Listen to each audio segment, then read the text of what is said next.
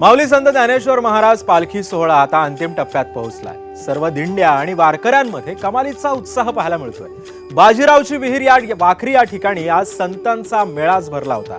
राज्यातल्या कानाकोपऱ्यातून आलेल्या पालख्या आज वाखरीमध्ये मुक्कामी आहेत। तत्पूर्वी आज वाखरीच्या रिंगण तळावरती शेवटचं रिंगण सुद्धा पार पडलं आणि याच रिंगण तळावरून आढावा घेतलाय आमचे प्रतिनिधी प्रशांत सागवेकरांनी।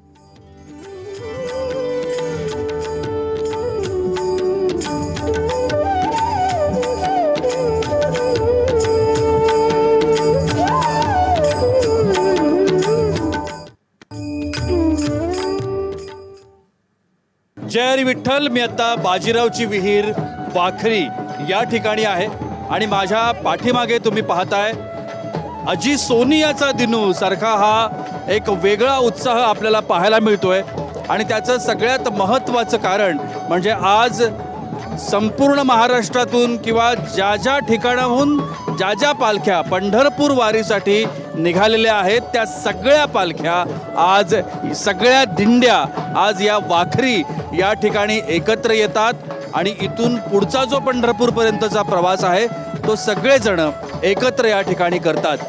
आपण पाहताय वारकऱ्यांमध्ये प्रचंड उत्साह आहे, प्रचंड आनंद आहे, कारण या वाखरीच्या तळावरती जी रिंगणं आहेत ती सुद्धा पार पडत असतात आणि त्यानंतर या ठिकाणी जो काही एक कमालीचा उत्साह पसरतो, कारण गेल्या जवळजवळ 18-20 दिवसांचा प्रवास, काही पालख्यांचा महिन्याचा प्रवास हा आता संपतोय आणि आषाढी एकादशी अवघ्या 1 दिवसांवर येऊन ठेपली आहे। याचसाठी केला होता अट्टाहास, याप्रमाणे या संपूर्ण पालखी तळावरती विठ्ठल भेटीची जी ओढ आहे, कारण हा अंतिम टप्पा आहे आणि आषाढी एकादशीच्या दिवशी पांडुरंगाची भेट होणार आहे, विठ्ठलाची भेट होणार आहे।